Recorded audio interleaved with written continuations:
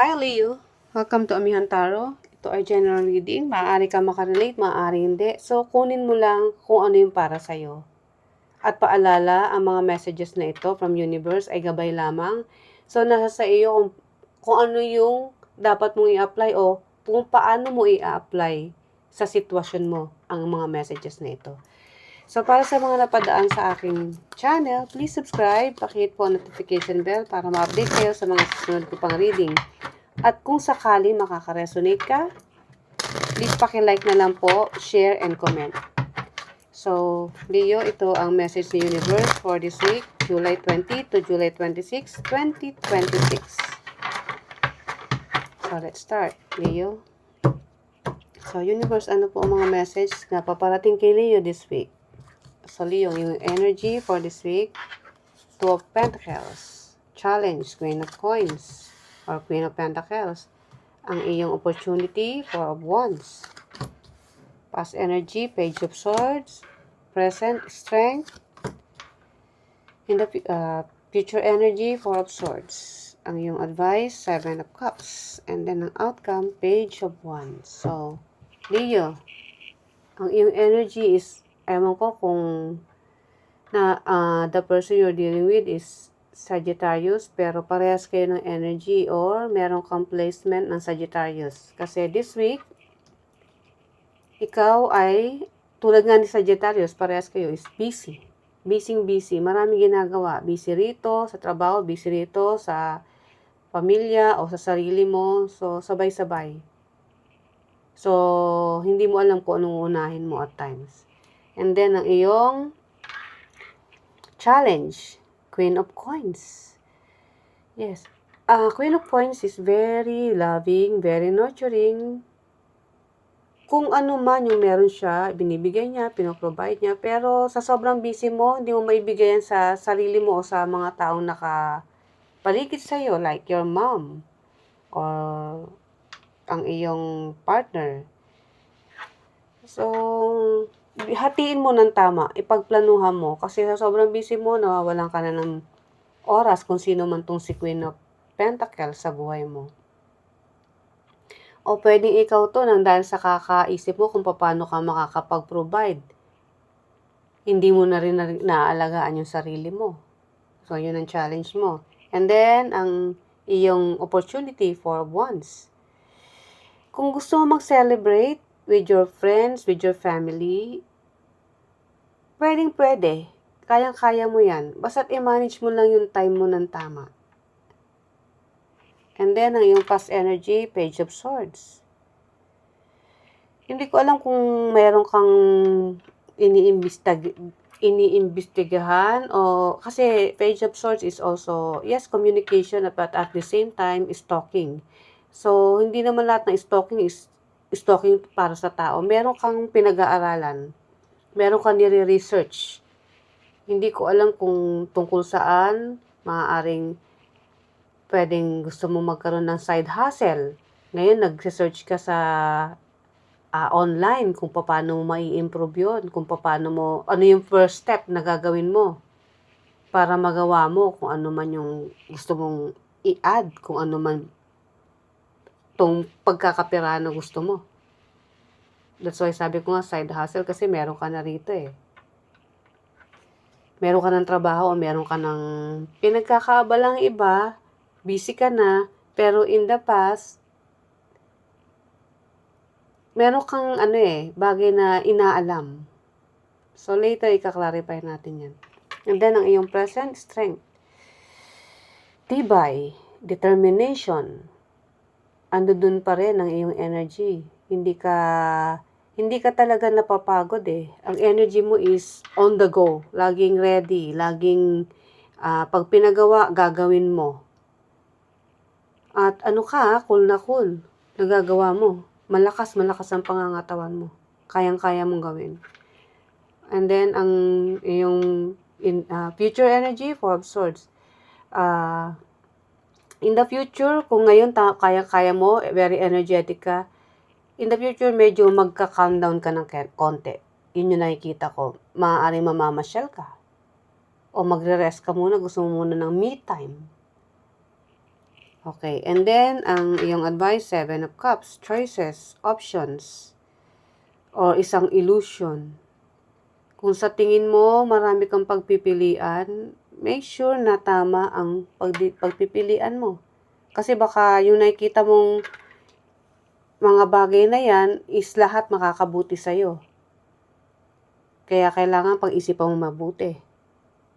Yun ang advice. And then, ang outcome, Page of Wands. Page of Swords, Page of Wands. Ito yung mga panimula na gusto mong gawin. Whether this is isang passion o creativity na matagal mo nang gusto. So, hindi ko alam kung connected tong dalawang to, ha? Okay, later, we will clarify. So, Leo, ito ang energy o ano ang mga energy na paparating sa iyo this week. So, clarify natin ng 2 of Pentacles, the Death card. Okay, transformation. Kung ano man itong pinagkakaabalahan mo ngayon, yan is yung mga bagay na ibinigay ngayon sa'yo. That's why in the past, ito yung mga bagay na sinisimulan mo, ini-stock mo, pinag-aaralan mo. But this time, since ito na yung present, naumpisa mo na, kaya ito nga, very busy ka. At ito yung transformation na ibinigay sa'yo ng universe, that's why meron new beginning. Kaya pala ando dun yung energy mo. Kasi ito yung bagong bukas, bagong opportunity na sa tingin mo para talaga sa'yo. Na in the past, pinapangarap mo lang, pinag-aaralan mo lang, pero ngayon, eto na. Kaya may rebirth. So, make sure mo na hindi mo na ito mapapakawalan. Kung ano man tong situation na to. Whether love, pero hindi ko nakikita ang love to. Nakikita ko to is regarding sa pagkakaperahan o sa stability mo when it comes to material things na pang long term. Ando dun yung plano mo. And then, ang 2 of Pentacles, Queen of Pentacles.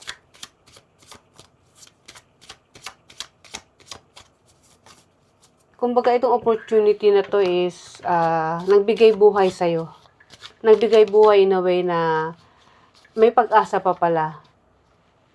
Kasi akala mo dati wala na eh. Parang hirap ka na. Ewan ko kung ano yung age mo, pero tingin mo nung time na yun is parang hopeless ka na magkaroon. So, nung naibigay sa'yo yung trabahong ito, is make sure mo na hindi mo na mapapakawalan o diyan ka na nakatalaga.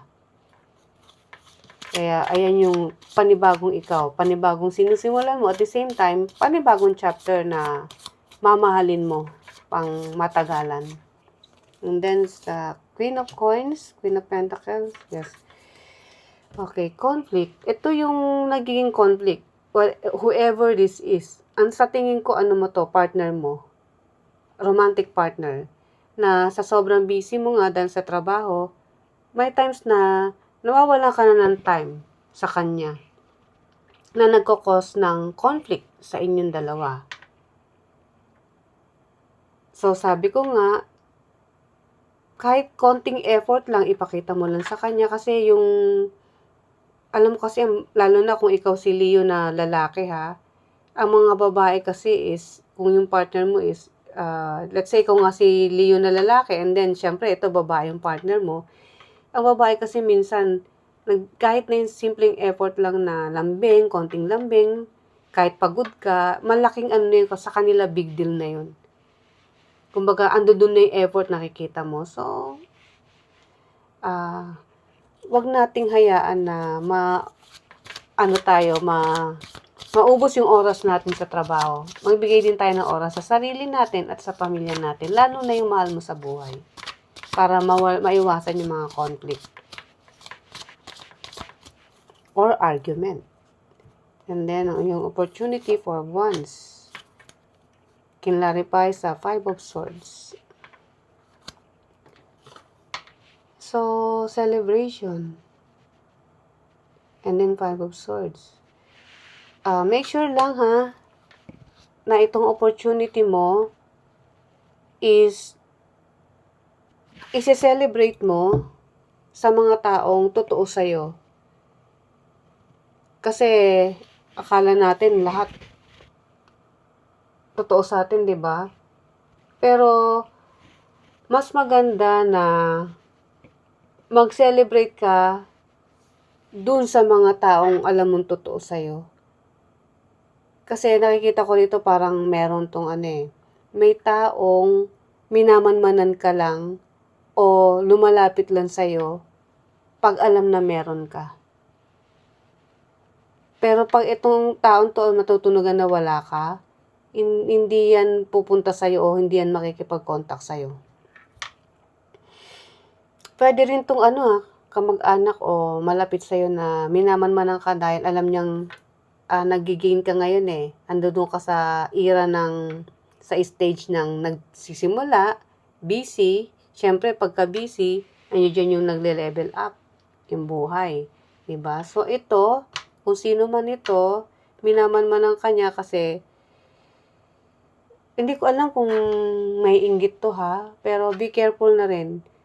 Kung may mag-aaya sa'yo na kaibigan mo at magmi-meet up o may isi-celebrate kayo o magre-relax, make sure na yung mga totoong tao lang yung pinupuntahan mo kasi baka mag-cost ng alam mo na hindi maganda sa'yo. Ayoko ng energy na to. Parang isang tao na kunwari lumalapit pero may ibang agenda sa'yo.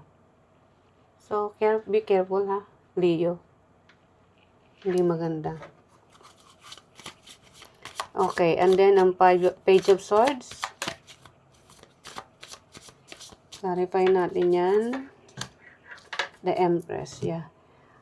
Oh, okay. Itong inuumpisan mo o yung pinag-aaralan mo in the past is regarding sa mga creativity mo. Which is yun yung pinag-e-effortan mo, pinagtutuunan mo ng pansin. Kasi the Empress is ma-creative na tao. Maraming kakayanan. Very productive. Masipag. Kung ano yung mga kakayanan niya, ibibigay niya yan. So, kung ano yung mga talent mo, mga skills na alam mo, pinapakita mo yan. Kasi alam mo na kayang-kaya mong gawin. At pinag-aralan mo yun. Hindi basta-basta ka sumuot o lumagay sa ganyang sitwasyon, which is itong trabaho mo ngayon nang wala kang alam. Meron kang alam. Pinag-aralan mo yan bago ka nag-apply sa trabaho na yan. Kung ano man to. Okay, and then, the strength. Clarify natin yan. Queen of Wands, yes. Queen of Wands is ang taong may confident. Hindi lang matapang, hindi lang pinapakita ang kanyang kasipagan, kundi confident and very independent. Kahit na sabihin pa nating marami kang ginagawa at yung kasama mo is hindi ka na tutulungan o walang kakaya ng matulungan ka dahil nga may kanya-kanyang kayong trabaho, ikaw kahit mag-isa ka, pag may pinagawa sa'yo yung mga superior mo, nagagawa mo siya sa buong araw ng malinis, kumpleto. Kumbaga, yung ano ka kasi kung magtrabaho ka is, alam mo yung talagang naka-organize. Hindi yung bara-bara o basta-basta. Kaya nagugustuhan ka ng mga boss mo o ng mga kasamaan mo. Kasi alam nila yun, pulido ka magtrabaho. Kung ano yung nakikita nila sa'yo, kung paano mo alagaan yung sarili mo, kasi maalaga ka sa sarili mo, ganun ka rin mag-alaga sa trabaho mo. Kung paano mo i-execute yung trabaho mo. Ganun din kaganda, kasinop. Kaya nagugustuhan ka yung performance mo. And then, Four of Swords, clarify natin yan. Ten of Wands. Yeah. Alam mo, Leo, nakikita ko sa'yo in the future. Kung busy ka ngayon, mas lalo kang busy sa susunod na mga araw, susunod na mga linggo. Kasi left and right ang trabaho mo. Pero kung kailangan mo ng break, mag-break ka. Yung break, kumbaga, give yourself a break. Pagkatapos ng trabaho, yes, sa pamilya, yayain mo yung asawa mo kahit na kape-kape lang. Kasi isang part yun ng pagte-therapy o pagre-relax. Kasi malaki ang impact nun eh. Pag sobrang busy ka sa trabaho, syempre yung isip mo, minsan nag-aano rin yan eh. Alam mo yung naging foggy na? Kumbaga, minsan hindi mo na alam kung ano yung ginagawa mo. So, yung simpleng bagay na, yun nga, tulad yan, pag lalabas kayo, magkakape-kape, magkakwentuhan, gawin mo kasi isang part niya ng pagre-relax. Kasi baka ma-overfatigue ka rito. Kasi 10 of Wands is sobrang pagod yan. Sobrang busy hanggang sa, alam mo yung matutulog ka na lang, hindi mo alam na, yung hihiga ka na lang, hindi mo alam na nakatulog ka na pala. Yun yung nakikita ko sa'yo in the future. And then 7 of Cups, clarify natin yan. The Hierophant. Okay. Sabi nga ni Universe, kasi ito yung advice niya sa'yo, kung marami kang alam mong pwede mong gawin, make sure na nagagawa mo siya ng tama. Oo, maayos kang magtrabaho, masinop ka na, execute mo siya ng tama, pero in the future, magkakaroon ka na rito ng pagkapagod. So, ang advice dito, kung gusto mo maging pulido pa rin, in the long run, ang magiging trabaho mo, make sure na